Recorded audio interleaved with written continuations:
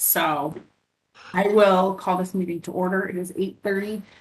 We have kind of a packed agenda today, so presenters, please be mindful of the time you've been allotted. I will also be watching the time to keep everything on track. Council members Lawson and Zvonek, do you have any objection to approving last month's minutes? I have no objection. Okay. We will approve those and go right into general business. Item 3A, small business program event update. Good morning. Thank you for having me. I will put up my slide deck. My name is Marcia McGilly. I'm the Executive Director of the Aurora South Metro Small Business Development Center. I want to make sure that you can see my slide deck. Yep, we can see it. All right, perfect. I will go right from there then. Just want to update you on one program and one event today. Okay, next slide. Where is that? It's not moving. Okay, just a second. We all have to have issues, don't we? Why all that? Okay. There we go. Agenda. I'm just going to talk a little bit about services and sponsors, economic impact, and two new programs today. Again, what we do, one-on-one business consulting, free and confidential by appointment only in English and Spanish, educational webinars and events, and resource referrals, just a reminder. January through September of 2022, I'm giving you a partial year update. We're doing very well on our impact this year. We've had lots of citizens come in, 36 jobs created, 25 jobs retained, 2.3 million in raising funds for their businesses, 4.7 million in increased sales compared to this time last year, and 3.4 in government contracts at all levels. Just want to give you an update that our citizens are working hard and getting lots of economic impact. First program. Marsha, your screen is not, your slides aren't advancing. They aren't. Okay. Are they now? Yes. Okay, different screen, working differently. Want to talk about two programs. The first, thank you, is the Business Boost program. The purpose was responding to the disruption caused by COVID, which is still out there. Many have expressed interest in learning about digital business tools and processes to increase operational efficiencies. This program was designed to enhance operations and scalability of small and micro businesses to thrive in a digital world. The questions were people that may not have the digital equipment at home, but use their phone to run their business. And so therefore, the three partners have had the same requests from citizens. Therefore, that's why this program was developed. The program partners were the Community College of Aurora. They developed the English curriculum. Aurora South Metro Small Business Development Center, our consultants developed the Spanish curriculum. We transcreated it and redeveloped it for that client base. And then Arapahoe Douglas is doing the registration, marketing, and hosting live of these on-demand static sessions. Our sponsors, Arapahoe County, gave money for the community college to do their work, and the city of Aurora has supported the work we have done with our consultants. There are 8 business boost models in English and Spanish, establishing a professional virtual presence. That's on their website. That's any of their materials. Digital fundamentals, very important for small businesses. Online hiring tools, the new model. Cybersecurity fundamentals, very important. Excel basics, even down to the level of putting in formulas in different boxes. Who this is geared for need the very basic level of training in this. That's why we've done this Business Boost program. Credit budgeting and financial documentation, your cell phone as a business tool, and then QuickBooks fundamentals. So those are the 8 English and Spanish modules. The curriculum was developed. They were presented live in June, July, and August. We gathered feedback from those attending and the committee that has been working on this for over a year. We adjusted the curriculum per the feedback. They've been recording the modules now. We will offer them on demand probably prior to December, but that is our latest time. And there's no cost to take these Business Boost modules. So we'll be promoting them heavily once they're up. and they will stay up for as long as they're appropriate. Program referrals for small business resources. If clients, citizens need further education, they'll go to the Community College of Aurora. If they need hiring, retention, and apprenticeship information from these modules, they'll go to AD Works.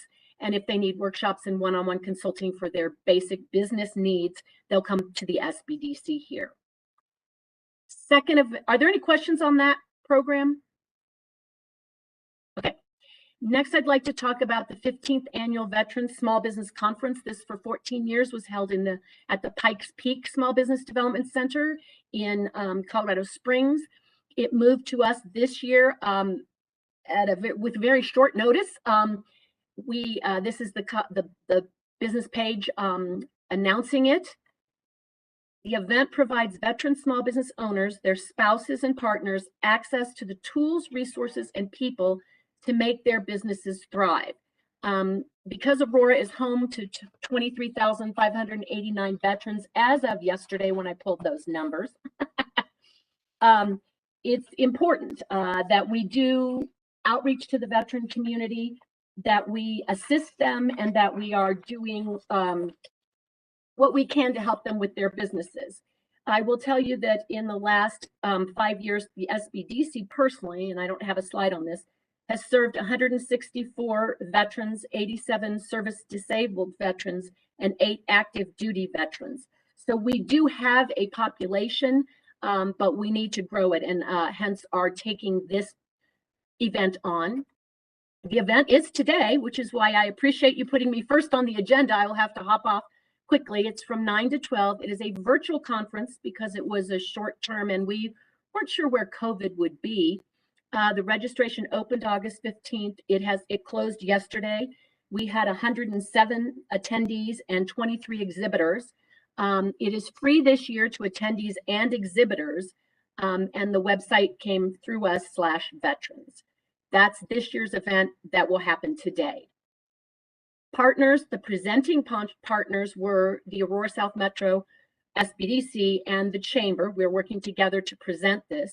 The premier sponsors, the City of Aurora, through AURA funding from Andrea's division group. The collaborating sponsor was the SBA. Later on, we did get 2 other fiscal sponsors, which were Connect to DOT, the Connect to the Department of Transportation program with the SBDC, and Colorado Enterprise Fund. They came in at a little lower level at pillar sponsors. The event was pre-recorded, the welcome sessions, the mayor, etc., and there are 6 breakout sessions. There are then live roundtables for an hour via Zoom and closing remarks. So it will be 9 to 12, and all of that is what will happen. The sessions are where is everyone, the hiring issues, maximizing social media. Again, some of the issues that the Business Boost program are the same issues that our veterans are asking for. Veteran-owned certification to work with government entities or corporate entities. And then, so you want to start a business. Wisdom from the best, what people have learned from experienced veteran entrepreneurs. On the move, managing a mobile business from anywhere in the world. I was actually the MC for that session. It's quite interesting, the content. And then where is everybody? Hiring, retaining. Those are the sessions that are in English only. These are these 4 sessions are in English and Spanish. Just wanted to let you know we are always doing that. Here's what a virtual expo floor looks like. The City of Aurora, it looks a little different. This was the mock-up. So they'll click on those. They will then open it up with information. And then after that, from 11 to 12, they'll go to live roundtables. Bryn Fillinger from purchasing will be in the City of Aurora, as will I for the Small Business Development Center, and we'll answer questions. People can pop in for 5 or 10 minutes. They can stay the whole hour, and it's quite interesting. We've done this before, Bryn and I, and it's very successful, and the city gets great inquiries about purchasing issues, and the SBDC always garners additional citizens who want to work with us. 2023, part of the deal with Andrea and funding for 2 years was that we would have the event in Aurora. It will be Monday, September 18th, 8 a.m. to 8 p.m. because there is a reception at the end. It will be an in-person conference. We're working with the Hyatt Regency Aurora. The city will be the premier sponsor again, and there will be probably fees for attendees and exhibitors, maybe just exhibitors, maybe attendees. That hasn't been strategized yet. Thank you. I always, if you're sending citizens to us, have them register at aurora-southmetrosbdc.com or go to call us or email us because that is where we are and we can help citizens. That's my presentation this morning. I hope I stayed within my time. And are there any questions on just these 2 updates today? I thought they were important to share. So I have something I would like to say. Could you email me directly some information on what you do for veterans? I myself am a veteran, and I don't know of anything actually out there to help veterans. I know a lot of veteran-owned business owners in Aurora, and I would just like to make sure that I especially know absolutely everything that's out there and available to veterans. So Councilmember Jurinsky, thank you for that question. We do, everything we do is available for veterans. It has not been a target focus for us. And with, Buckley being the highest employer in the city, it has come what I have decided. It's a new area for us to focus on, and we're kind of kicking off our focus with this conference. Okay, if there's anything I can ever do, to be helpful, if there's anything that I can ever do, please let me know. And I will contact you. Thank you for that offer. Appreciate that. Thank you for presenting. Do my colleagues have anything? Yes, Marcia, before you go, I think I brought this up last time, but I wanted, and maybe we can discuss offline. I know that you brought up that there's some things for youth. I know that there's a lot of youth who are interested in businesses, entrepreneurship, and I know some of them are kind of young to maybe start a business, but I think the thought process of getting them in the idea if they want to pursue something like this, I don't see anything on here that maybe you could have a virtual, if there's any kind of virtual learning tools, or if you do something in person, maybe there could be something like this virtual thing for our youth as well. So if you have information on that, can you send me what you do for youth? And then also maybe we can have a discussion offline about that as well. Will do. Thank you for that question, and I will contact you. Okay. Is there anything else? Okay. Thank you for the presentation. We will move on to item 3B, Arpa Small Business Grant Update. But just real quick, if anybody from IT is on here, if you could message me, I have no idea why I cannot get my camera on. So if you could message me directly, anyone from IT, and help me troubleshoot this, I would appreciate that. But go ahead with the Arpa Small Business Update. Good morning, council members. My name is Elena Vasconez, and I am here to present, do a short update on the small business grant. And Crystal, if you can, sorry, Crystal, can you're managing my PowerPoint? There we go. Go to the next one. Thank you very much. I appreciate it. Crystal, you're sharing the presentation mode.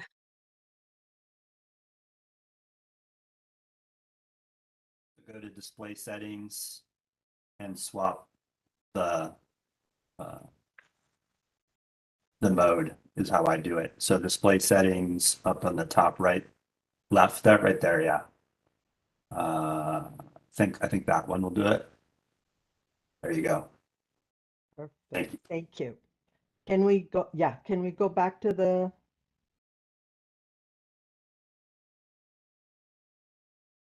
there we go. Perfect. Thank you very much. So this presentation to PD was scheduled before last week's study session, at which time Andrew Amanek presented it as part of the Arpa grant report. Since you might have heard part of the content, I will make it short and sweet. As you know, On January 2020, City Council approved $2.5 million in ARPA funds to support small businesses that are still struggling to recover from the pandemic. The funding was designated to support approximately 250 small businesses by providing $5,000 grants to post-pandemic startups and $10,000 grants for existing businesses. Next, please. The promotion of the program was done citywide with the help of communications team and used a variety of platforms and media outlets. We had a great response from a variety of businesses across the city. Eligible businesses had to show a net revenue of less than $350,000 and a gross sales of less than $5 million. And business owners had to demonstrate that they were still impacted by the pandemic, but they are currently in the recovery process. We are reviewing and approving applications in the order that they came in. Next, please.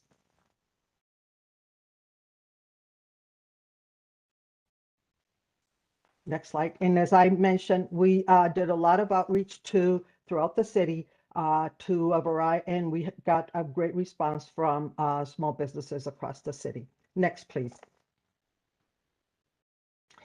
We received and screened 320 applications, but the budget of 2.5 million only covered 250 of those applications. So we had a deficit of approximately $700,000.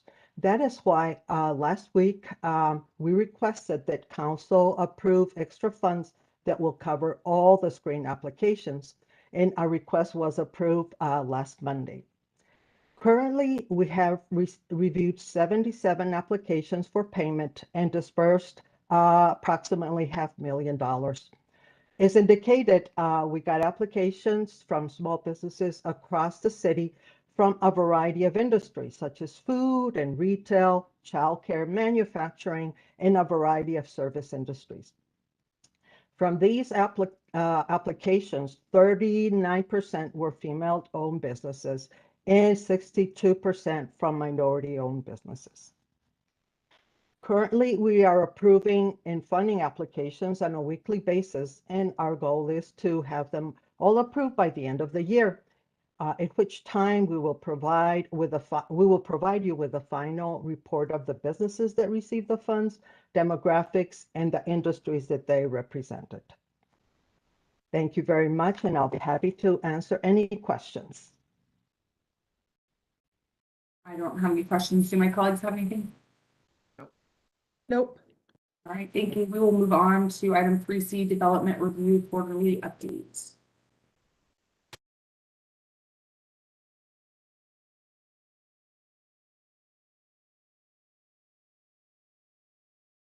All right, good morning, council member.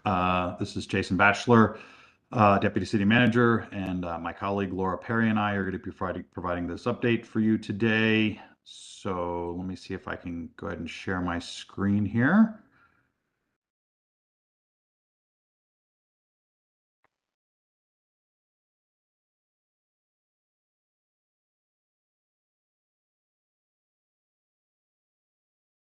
All right. Hopefully you all can see that now. We cannot. Seeing you. Well, that's a bad trade-off. How about now? Can you see it? No. Crystal, do you have the presentation that you can share? Yeah, actually, give me 1 minute because I show that you're presenting. Hold on 1 second. Sure.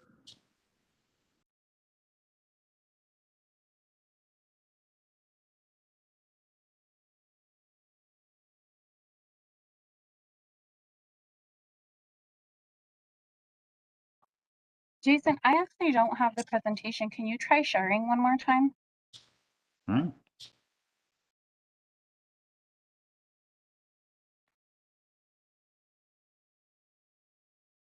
There we go. How's that? Now we can see There it. it is. Okay. So can you see the full presentation? Yes. Good. Okay. So this is part of our continuing updates to PED in accordance with the resolution passed after the Red Tape Reduction Committee. We've got a number of different areas in the development review function that we are going to be updating council on today, and in terms of our progress, and answer any questions that you may have. So the agenda, we're going to go ahead and go through just how we're doing overall in terms of both the revenues and expenses in the fund through August. And then we'll also be going over workload and performance. And then we will be giving you updates on the red tape reduction plan in terms of our process improvement roadmap, as well as where we're at. So this is just a reminder, we track all of our revenues and expenses in the Development and Review Fund in accordance with the policy direction from Council that development pay its own way. So we collect all those fees from applicants that are coming through our development review process, and we use those to pay for all of the staff, as well as any contracts we have to conduct the review and inspections for those projects. This kind of shows the financials for the fund. You see both 2020 and 2021, as well as both the 2022 budget and then the 2022 projected. Revenues right now are continue to be projected to come in over where we've budgeted them, but we also are expecting expenses to come in over budget as well. And so that's because we continue to hire additional staff as well as third-party contractors to make sure that we are meeting the increased workload. And we continue to see, at least through the first part of the year, continued high development activity. And I'll show you some of those details here in just a second. So any questions on financials before I move off? No. Okay, so this shows you across the different areas in the fund how we're doing. So we are continuing to do well, I think, in meeting our pre-development applications and planning. And then obviously the building division in terms of our inspections, they continue to perform very highly. And then on the engineering side, which is where we had seen a number of comments, we've seen our activities in terms of staffing, in terms of some of the reorganization. That's what we spent the last part of the summer doing, and we think we've kind of set that table to kind of really start to see improvement here over the last part of the year. And so you can kind of see those performance measures as we are. One of the things we are monitoring overall is development activity. We've continued to see development activity remain pretty strong through the summer. So we're still seeing very high levels of inspection requests, of plan sets coming through. And so a lot of that does take time for itself to kind of work through the system. One of the things we're monitoring, you'll notice there on the pre-applications, we've seen those numbers start to tick down over the summer. So we've gone from 21 to 16 to 13. So that's something that we monitor for, really as kind of a precursor for expected development activity coming on. So that might be a little bit of an indication that we might start to see some slowdown in development activity. So that's something we're going to monitor very closely. But at least through the last several months, overall development activity and submittals have remained very high. So workload is very high, and it's something that we're continuing to manage on a day-to-day basis. Laura, anything to add on that front? To add, thanks, Jason. Okay. So this is going now into the plan that we developed coming out of the red tape reduction. So we talked about this with council a few times now.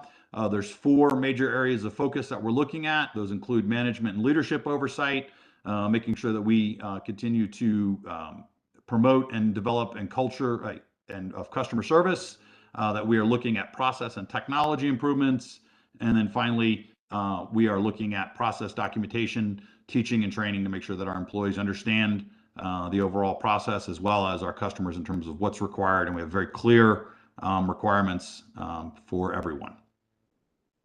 So in terms of the items in the roadmap, the Development Review Governance Committee has been stood up. That is the senior leadership. That's the DCMs, the city manager, as well as the department directors that are involved in the development review. We are meeting regularly to make sure that we have executive buy-in in terms of where we're at, and that we've got full line of sight in terms of the improvements that are being made. If there's any roadblocks, we're trying to make sure we take care of those, and are just making sure we've got a much better finger on the pulse of what's going on. Expedited review processes, we stood those up. That was something we'd done in 2022. In-person meetings, we have made available upon request. We've actually seen more of those from developers, but I will tell you, we continue to see a lot of in-person, or excuse me, a lot of virtual or hybrid requests. And then in addition to making in-person meetings available upon request, staff are back in the office, and most departments now are having in-person staff meetings with either all employees or managers. So we're seeing that as well as we kind of come out of the COVID times. ODA pre-application meetings, we've clarified that those are optional. The good news is we have seen those lead times come down. So we've only been at about 3-week lead time since June.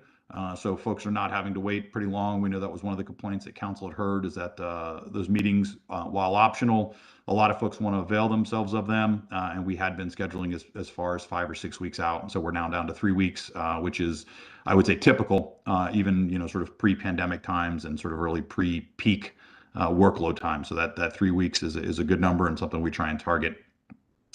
On inspections, we did contract with third-party inspections for paving inspections. We did that this quarter, third quarter. So that is something that we've done. And then we continue to utilize third-party inspections for roofing as needed based on workload. As we've told council, we did eliminate the TCO extension fee last quarter, so that's done. Here are some updates on the Public Works reorganization. You're going to get a little more detail from Laura in depth on this in a couple slides, but you can kind of see a high-level overview of that. The next one there is digital Mylars. We were successful in getting digital Mylars. That process coordinated with Adams County, Arapahoe, and Douglas. So we are live on digital Mylars for plats, and we are working through the last issues on recording master plans and things like that. Right now, there's a file size limitation from the counties that we're having to work through, because these are very, very large documents that need to be recorded, and the file size limitations we're hearing from the county are something we're going to have to work through. So we're going to work through that, but overall, we've got that process up and running on plats, and are confident we will figure out something on master plans and other items that need to be recorded. In terms of the checklists, we have got the master drainage plan and the preliminary drainage plan checklists updated. We got that done this quarter, so Aurora Water was successful in getting that done. Spent a lot of time and effort this summer getting that. We think that's a critical piece of communication, both for our applicants as well as staff. In addition, we have large project development review process up and running. We have standing meetings for pretty much all of our large projects that we're aware of right now. And if we have others that come through, we'll work to accommodate them. The way that works is we have standing meetings either monthly or every 2 weeks, depending on the project. And we are making sure that we have good communication, and we use that meeting to kind of identify priorities, making sure we're staying on track to meet their needs, and then working through any issues that come up as their submittals come in. The next one there is a very major item that we need to do pretty much across the board, is update our guidance and reference manuals, so that you can kind of see there, those are in process across the board. So we are working on those. Those are going to be major improvements for both our staff and for our customers. And so more to come on that front, but that's something that's going to be ongoing here for the next several months across pretty much all areas in development and review. And then the use of outside staffing. So we're looking at our staffing. And so that's something that, as I noted, is ongoing. We currently have a number of outside contractors that we're utilizing with workload. And so that's something that we review on a regular basis. And again, are comparing against where we see our overall workloads going in the future. So Laura, anything to add on those areas? Covered them well. All right. Council, any questions? Yes, sir. Yeah, I have one question. So on the large project development review, who is currently participating in that? Is that Oakwood? Yeah, right now we have Oakwood, we have Penny Prairie, we have Windler, we have the Aurora Highlands, we have Jacob, if you're on, if you want to chime in a few more, but yeah, we've got those are all there. We had been doing it with Majestic, and we're trying to see if they had stopped coming, so we're trying to get them to re-engage on those processes. Jacob, anything to add? Any of them I've missed? Yeah, I'd add High Point to that and Porteos up north. Thank you. And has there been any points of feedback from them on the updated process for the larger projects since we've done this? I think they enjoy having those regular check-ins, I think is what we've heard. Now, with that said, they still have to go through the development review process, and they are anxious for some of these other improvements we're talking about. So they'd like to see some of those improvements happen quicker. But, you know, I think just having those meetings and the ability to kind of do regular check-ins is generally well received. So, Jacob, anything to add? I would concur with that sentiment. That's all I had. Thanks. Okay. So then this is the next area here on license agreements. We know this is something you all have heard from some of our developers about. The good news here, and this is our good news update for the day. We think we are very close to making some changes that will allow us to eliminate up to 80% of the license agreements that we're currently requiring. And we think that's a pretty major process improvement, and we're happy with that. We've had a lot of good meetings with some stakeholders, and then staff have worked very hard and thought about this as to ways to address some of the needs for those license agreements and tried to look for alternative ways to address those needs. So we're excited for that. We're not quite there yet, but are very close to finalizing that process and rolling out that improvement. So Laura, anything you want to add on that one? You've really been spearheading that effort. No, you covered it well. I would say we're continuing to socialize this with key developers and getting additional feedback, and are hoping to finalize before the end of the year. The next one is our plan review comments, tracking and scorecard. So we are currently gathering requirements for what that would look, so that we are making sure that our process for making these comments out is as streamlined as possible. We are evaluating our timelines and clocks. So again, we are same thing. We're developing project requirements and looking forward to taking a fresh look at that.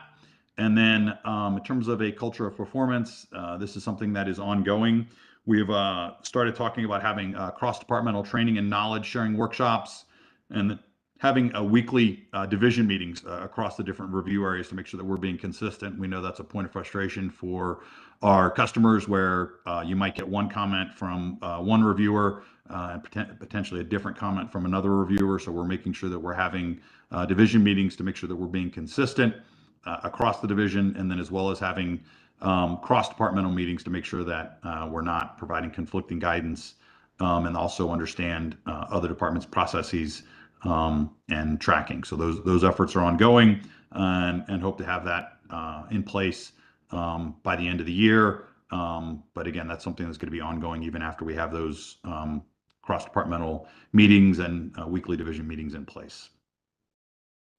And then finally, there's the timing of the fee payment. That's something that we are continuing to review. We're gathering requirements and are developing a plan of what that will look like, so that we're trying to, again, bottom line, just avoid having plans held up for want of a fee to be paid. Want to make sure we get the fees at the appropriate time, but that we're also consolidate that and streamlining that process for our customers.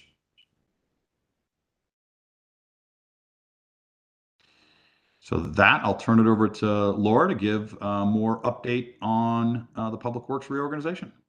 Thanks, Jason. So last slide in the deck, we are working through the last stage of the Public Works reorganization.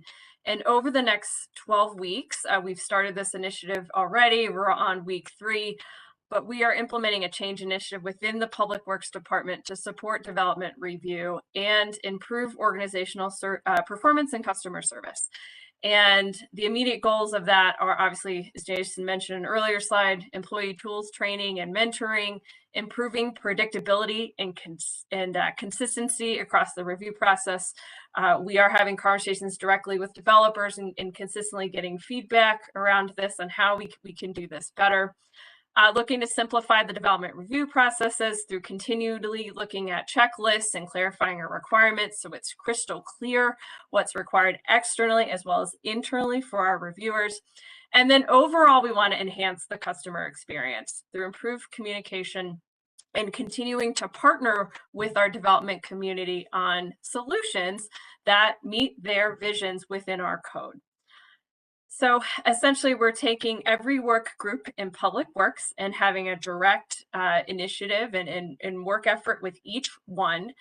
And the goals of that are transitioning staff and resetting their roles as part of the reorg, as well as continuously implementing additional solutions to become more efficient in the organization, build capacity, and standardize our plan review processes across the board. And I believe that is our last slide. All right, thank you. Do my colleagues have any questions? Question, if I could. Go ahead. Yeah, so Jason and Laura, specifically on the licensing stuff, one, that's great news. I'm very happy to hear that there's progress being made. I just wanted to make sure maybe this is already happening, that we're communicating with specifically with some of those stakeholders that have been bringing this to our attention, frankly, since before I was on council, and just want to make sure that they're kind of in the loop on this and providing feedback as we go along. I assume that's happening, but I wouldn't be doing my job if I didn't ask. Yes, sir. Both, all developers that you have heard from, we are in contact with, and meeting with them one-on-one to garner feedback. We're in the process of setting those meetings. We have one on Friday, another one coming up next week. So that is actively happening. Thank you. You That's bet. awesome. Anything else? All right, thank you guys for that presentation. We will move on to item 3D, UDO text amendments. Good morning, Brandon Camerata, manager in the planning department. Thank you for having me. I'll probably be about 5 minutes. Let's see.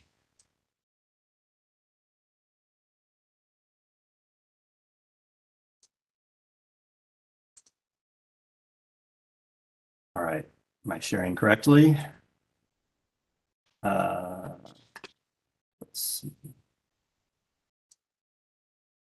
Looks like I am. Okay. Yep, we see you. Again, good morning. Brandon Camerata with the planning department. Talk briefly about an ordinance we're bringing forward related to data centers as a land use in the UDO zoning code. And in general, I think most of y'all are familiar with data centers. They're large-scale computer systems for data storage and processing for offsite users. Typically, they're going to have supporting equipment, backup batteries, power generator, cooling units, fire suppression, sometimes enhanced security features. Generally, it's a pretty low activity and low employment sort of use, oftentimes in pretty large buildings. So what this ordinance is going to do generally is we currently do permit data centers, but we're going to move data centers into their own use. And the reason to do that is because they behave differently than the use it's currently grouped in with. And that will allow us to better adapt as data centers adapt over time, as well as address, immediate hindrances and barriers to those to current development. And the other piece that is related to that is separating this out allows us to look at permitting this use in the APZ zone district, where other light industrial uses may not be permitted. So as I mentioned, we do permit data centers. They're being entitled currently. And again, the take home that I kind of mentioned there is that data centers function differently than the use category that they're kind of under right now, which is flex office.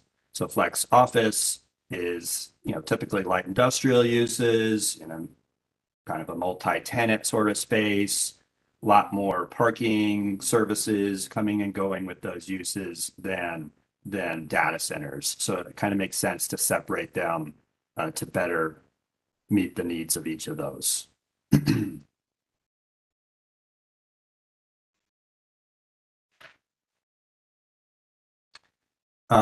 So again, the three things we're really doing here is moving data centers to be its own use and getting it out of office flex.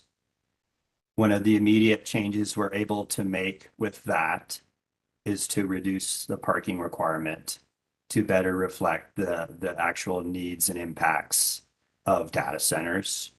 And then the other is to be able to look at permitting that use in the APZ district. And that's a district where office flex is not a good use because of the more employment density and things of that sort with that use.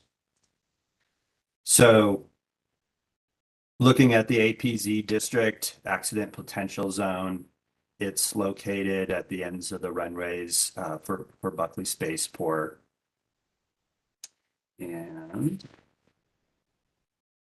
as I mentioned, what the APZ is trying to do is, and it's been in our community for a number of years, is to limit the uses there to uses that generally have low employment density in case there is an accident or something of that sort. And really, there's criteria that we use to evaluate that, and the data center sort of land use fits in well for that low employment sort of density. And Buckley is aware of us pursuing this adjustment, and we have not received comment as of yet. And how did we even kind of get our hands looking at the APZ? Is we did have a landowner. This is the corner of Airport and 6th Avenue. And most of that land is in the APZ zone district. And so, we looked at, it seemed to make sense given the low employment density for that use. But then again, it was mixed in with the use of office flex, which kind of made things more complicated. And so by separating it out allows us to look at it on its own. So again, it makes sense in this zone district. The landowner of this area is also engaged with the base on other covenant related issues on this parcel. So the base is aware of this potential development proposal. And related to that, if we go forward with this proposal, I believe the landowner is also looking to rezone that MUC, the red square, which is part of their holdings, to I-1 to have a more consolidated zoning to potentially accommodate data center uses at this location. And with that also, we've been in contact with AEDC. And so they have a draft ordinance. And again, this is our first step in public outreach. And so as folks have comments, if this committee has things that they'd like us to flesh out as we go through the process, we'd like to hear that. And really the next part of the process would be, we'd like to bring this ordinance to the Planning Commission and then get a recommendation from the Planning Commission and bring it back to City Council through study session and adoption process. That concludes my presentation. If there's any questions, I try to answer them. I have a question. Raymond. Yes. Have you heard any talks or do you know much about the cryptocurrency mining, which is essentially also a data center? I know that That's something that Adams County is getting associated with oil and gas sites, and then they're working on new regulations for that. Do you know anything about that or where we're at on that? I do not. Do you mean as it relates to a land use on the ground or more of a? They use a significant amount of energy. Right. It can create a lot of noise, but I don't know. I guess just for data mining. Right. Thank you for the question. And, you know, they do use energy, and I can work with AEDC to kind of flesh out some of those ideas there as we bring this forward. I think the other consideration is, you know, like I mentioned, we are currently titling these over the last 10 years and currently, so they are being implemented into the community. But I think if what you're asking is, you know, what are we looking at the energy use? I think water use is sometimes looked at as well. So we can look at fleshing that out as we proceed through this process, but I don't have good information for you today. Okay. Okay. Do my colleagues have anything? Councilmember Jurinsky, I have a question. So Cameron, just a question, just a clarification on the parking piece. So is that going to be relevant when you're saying the parking, is that going to be relevant to the use? So it could be cut or decreased by whatever the data center use is? I'm just kind of not understanding you're saying about the parking piece. So is that going to be on, you know, based on each use or each data center and what it's going to be used for and how many employees are going to be there? Sure. Thank you for that question. And in general here, this is how we approach parking for a lot of industrial projects. Okay. And so basically it's working with what their needs are, which are typically pretty low as it relates to that. Okay. So you're not decreasing or increasing, it's just based on the need of what that data center and how many employees are going to be working there. That's determining the parking. Yes, and we can just look at data centers and we don't have to look at the rest of flex office, which is almost closer to sometimes retail and service uses and things like that. Okay, thank you. Chair, could I make a comment real quickly? Sure. Thank you. So first, just want to applaud the planning department director and Brandon for working with us on this. It was a specific use case, but I think it does apply to citywide code, and we've worked with a couple of centers that just wouldn't work. And something we noticed and that we've connected with Brandon about is the unintended change from where MUR and MUA allow it as a permitted use, meaning data centers. This would change, extracting this and making it its own category would make it a conditional use there. So we'll work through that detail and make sure no current or prospecting businesses are impacted negatively by this. But generally, just really supportive of this. And the parking requirements, to Councilmember Lawson's question, is really important because the ratios are dramatically different because they do employ less people. So you could have a 1 million square foot facility. You would need 1,000 parking spaces for that facility traditionally as categorized as an industrial use. It would be obviously dramatically cut for this development. So we're all in support of that, and we'll continue to work with the planning department. All right. Thank you, Brandon, for that presentation. Does anybody else have anything on this?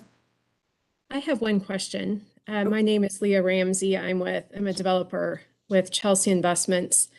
Thank you for the presentation, Brandon. What is the anticipated timing of this change to the UDO? Thank you for the question. We're hoping to get to Planning Commission the end of this month and then get into City Council. I'll say get through that in January, given the holidays. Not sure how all that will shake out. So early first quarter of 2023 is where we're shooting for. Great, thank you. Mm-hmm. All right, thanks, Brandon. We will move on to item 3E, amending a city code ordinance. Yes. So thanks. This change or this ordinance is was brought to my attention, or is being brought forward because it was brought to my attention that we have codes and specifically around penance. And for those of us who've been around the city or the state or frankly anywhere in the country, you're familiar with seeing businesses, whether it's restaurants, bars, small businesses that have signage and these little pennants that they use to advertise specials, holidays, or even their favorite local sports team. And it was brought to my attention that we have currently on the books 3 requirements for these little pennants. One is a requirement of a permit to hang them. 2, there was a limitation on the number of consecutive days in a year that you could actually hang them. And then 3 was that they needed to be in good condition. Of those 3, the only one that made sense to me was that final one. I don't think we should require a permit to hang these little pennants. I don't know that there's any reason to limit the number of days so long as they're in good condition. If somebody wants to hang a little pennant that shows their support for the Broncos, although I don't know why these days they would year round, they should be able to do it. But I think that they should be able to continue to, whether it's St. Patrick's Day or Cinco de Mayo or Halloween, or a special that they're trying to advertise. I think we should allow the business to use those because it is something that is commonly used by businesses for advertising. And so this change is relatively small. It just takes away the permit requirement and the limitation on days and requires them to be in good condition.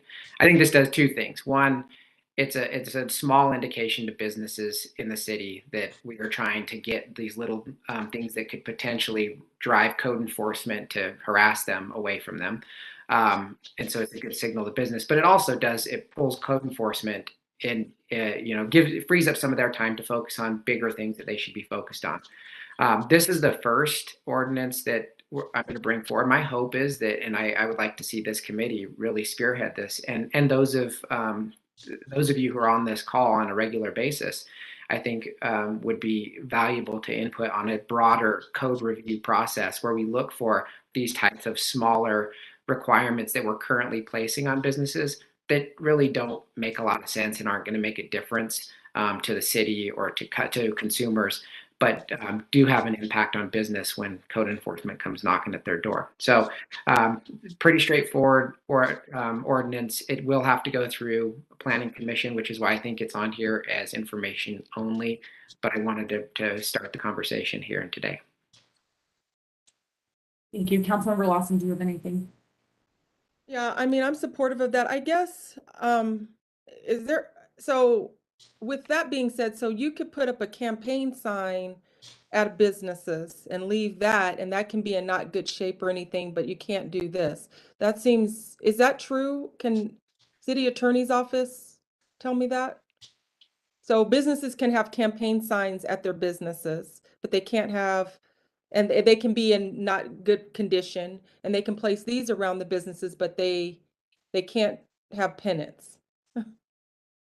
I thought my understanding was campaign signs can be that they can go up 45 days prior to an election. I thought was my understanding.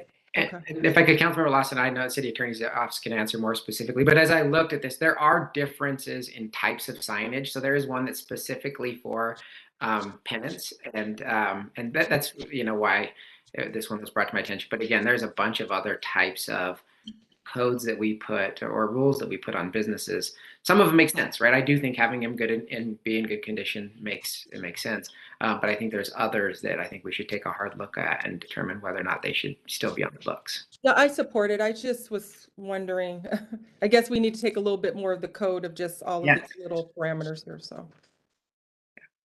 Yeah, I'm also in support of this, and to be quite blunt as I am, I cannot wait to tear through this code and shred every single code that is wasting businesses' time, wasting code enforcement's time. The pennants and banners and things like this, these were something that were applauded. These were something that were promoted during the pandemic shutdown. So that to me obviously signals that government understands that this is a tool for businesses to drive business. And the fact that there are things like this in our code, Councilmember Zvonek, I absolutely cannot wait for this committee to spearhead going through our code and getting rid of anything like this that holds businesses back and creates harassment by code enforcement. So I'm absolutely in support of this.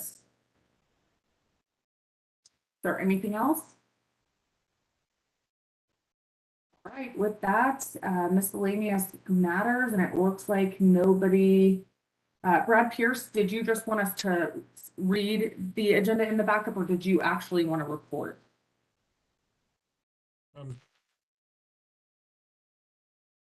Thank you, Councilmember Jurinsky. Yeah, just report self-explanatory from the Oil and Gas Advisory Committee, just kind of reporting on our third quarter activities. So there's really nothing to add other than what's in the packet.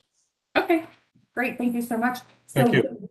with that, our next meeting is scheduled for November 9th at 8:30 a.m. Does anybody else have any last minute thing? Great. This meeting is adjourned. Have a great day.